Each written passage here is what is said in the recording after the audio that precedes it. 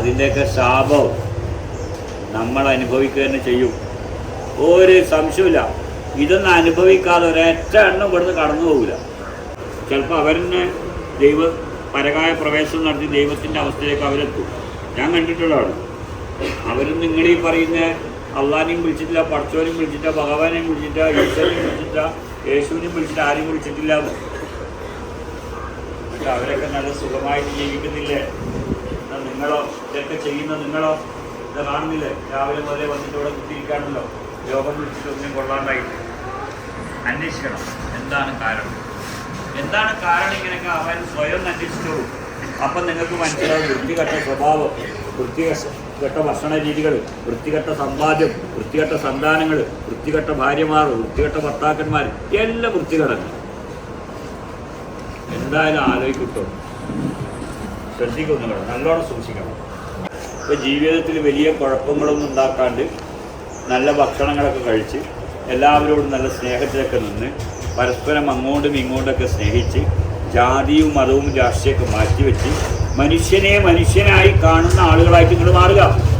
ഇപ്പോൾ നിങ്ങൾ കഴിഞ്ഞ ആഴ്ച നമ്മുടെ കേരളത്തിൽ നടന്നൊരു സംഭവം കണ്ടോ? ഇപ്പോൾ വാളയാറിൽ ഒരു പാവപ്പെട്ട ഒരുത്തനെ അടിച്ചു കൊന്നു. നിങ്ങൾ കുറേ ആൾക്കാർ കൂടി. നിങ്ങളാണ് കൊന്നത്. ഈ സമൂഹമാണ് അയാൾ അടിച്ചു കൊന്നതെന്ന്. അയാൾ എവിടുന്നോ ഏതോ ഒരു സ്ഥലത്തുനിന്ന് ജോലി തേടി കേരളത്തിൽ വന്ന ഒരാളാണ്. നിങ്ങൾ അയാളെ അതിഥി തൊഴിലാളികൾ എന്ന് വിളിക്കും. പക്ഷേ അയാൾ ബംഗ്ലാദേശുകാരനാണെന്ന് പറഞ്ഞിട്ടാണ് ഇവിടെ അടിച്ചു വന്നത്. ഒന്ന് ആലോചിച്ച് നോക്കൂ, എന്തൊരു ദ്രോഹം നിങ്ങളൊക്കെ ചെയ്യുന്നത്. ഇതിൻ്റെയൊക്കെ പാപം ഉണ്ടല്ലോ അനുഭവിക്കാൻ ചെയ്യും. അത് അടിച്ചു വന്ന ആൾക്കാർ മാത്രമല്ല അനുഭവിക്കുക, ഞാനും നിങ്ങളൊക്കെ അത് അനുഭവിക്കും. കാരണം ഇവിടുത്തെ സമൂഹ വ്യവസ്ഥയാണ് ഇതിനൊക്കെ കാരണം. ഇവിടുത്തെ ഒരാളെ കാണുമ്പോൾ എൻ്റെ നിങ്ങളൊക്കെ ഉള്ളിൽ തോന്നുന്ന വൃത്തികെട്ട ചില സ്വഭാവം ഉണ്ടല്ലോ, അതാണ് അതിന് കാരണം.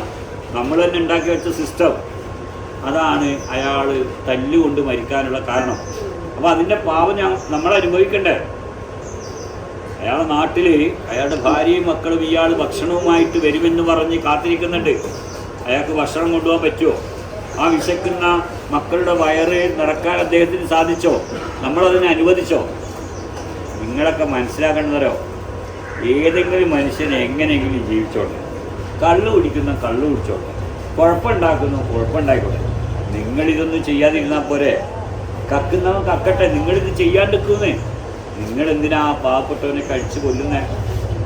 അതിൻ്റെയൊക്കെ ശാപവും നമ്മൾ അനുഭവിക്കുക തന്നെ ചെയ്യും. ഒരു സംശയമില്ല. ഇതൊന്നും അനുഭവിക്കാതെ ഒരൊറ്റ എണ്ണം ഇവിടുന്ന് കടന്നു പോകില്ല. നിങ്ങൾക്ക് തോന്നും ഞാൻ 5 നേരം നിസ്കരിക്കുന്ന ഒരാളാണ്, അല്ലെങ്കിൽ എല്ലാ ദിവസവും രാവിലെ പ്രഭാതത്തിൽ എഴുന്നേറ്റ് കുളിച്ച് വൃത്തിയായി അമ്പലങ്ങളിൽ പോയി തൊഴുന്ന ആളാണ്, അതല്ലെങ്കിൽ കുരിശ് വരക്കുന്ന ആളാണ് എന്നൊക്കെ നമ്മൾ കരുതും.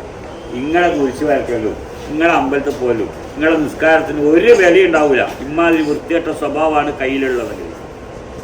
എനി ടൈം അല്ലാഹ്, എല്ലാ സമയത്തും ദൈവത്തോടുള്ള ചിന്ത, ഈശ്വരനോടുള്ള ചിന്ത, ഭഗവാനോടുള്ള ചിന്ത. അങ്ങനെയുള്ള നിങ്ങൾക്ക് എങ്ങനെയാണോ പാപം ചെയ്യാൻ പറ്റുക?